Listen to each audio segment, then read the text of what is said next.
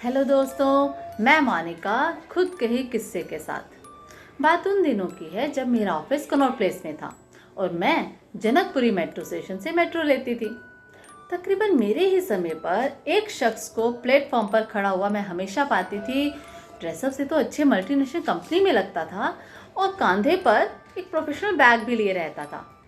लेकिन उस शख्स के कानों में हर वक्त ईयरफोन लगे रहते थे और उसकी नज़रें हमेशा हाथ में पकड़े हुए मोबाइल के वीडियोस पर रहती थी।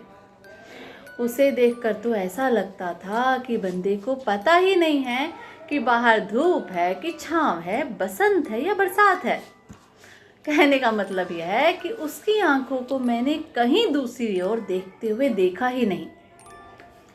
हर रोज की तरह आज भी वो मेरे ही कोच में खड़ा था और एज यूजल अपनी उन्हीं आदतों के साथ। पर आज उसके पास दो बैग थे, एक उसका अपना बैग और दूसरा लैपटॉप वाला बैग। अपना स्टेशन आने पर वह जल्दी से स्टेशन पर उतर गया और अपना लैपटॉप वाला बैग सीट पर ही भूल गया। मैंने जैसे ही देखा जल्दी से उसका लैपटॉप वाला बैग लेकर उसके पीछे भागी। भीड़ में से उसे कई आवाजें भी लगाई, पर ईयरफोन लगे हुए कानों में मेरी आवाज़ तो सुनाई नहीं दी।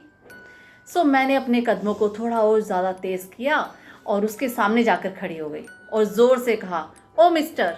वह थोड़ा हिचकिचाया और फिर संभला, फिर मेरी तरफ हैरानी से देखने लगा और मैं गुस्से से बोलने लगी, हद करते हो यार, कम से कम रास्ते में तो ईयरफोन नहीं लगाने चाहिए, कोई दुर्घटना भी हो सकती है। मैंने तुम्हें कितनी आवाज़ें लगाई और तुम अपनी दुनिया में ही मस्त थे।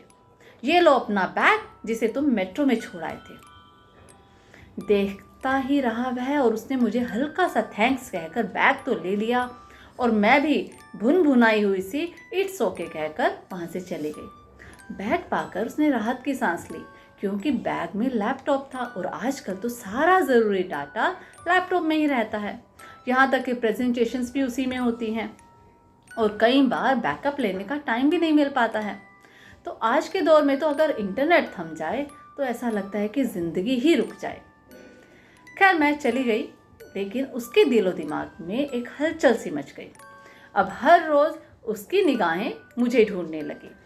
मेरा ऑफिस का टाइमिंग थोड़ा शिफ्ट हो गया था, इसलिए अब हम दोनों का साथ दिखना थोड़ा सा नामुमकिन सा था। खैर एक दिन किसी मैकेनिकल फॉल्ट की वजह से मेट्रो बहुत देर तक नहीं आई और जब मैं मेट्रो स्टेशन पहुंची तो वहाँ काफ़ी भीड़ थी।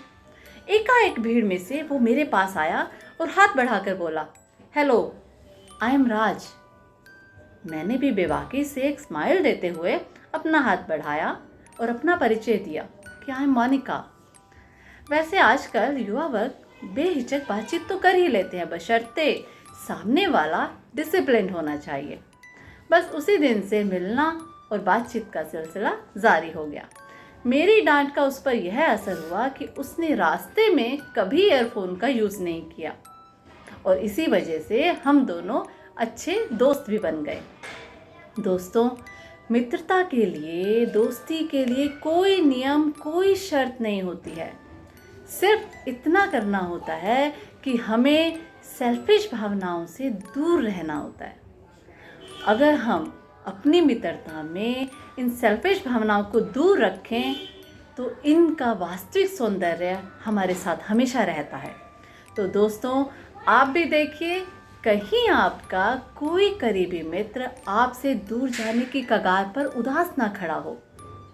अगर ऐसा है तो अपना हाथ बढ़ाइए, उसे रोकिए और उसे कस कर गले लगाइए। भले ही आज फ्रेंडशिप डे ना हो, फिर भी कुछ समय उसके साथ बिताइए। एक बात और कहना चाहूँगी कि रास्ते पर चलते हुए ईयरफोन लगाना, गाने सुनना या वीडियोस देखना युवा वर्ग की पहचान नहीं है, बल्कि खुद को मिसहैपनिंग से बचाना, अवेयरनेस रखना और अपने से जुड़े हुए लोगों का भी ध्यान रखना हमारे युवा वर्ग की असली पहचान है और यह होनी भी चाहिए। तो मैं सभी एज ग्रुप के सभी दोस्तों से रिक्वेस्ट करूंगी कि रास्ते पर चलते हुए ईयरफोन का इस्तेमाल कभी ना करें।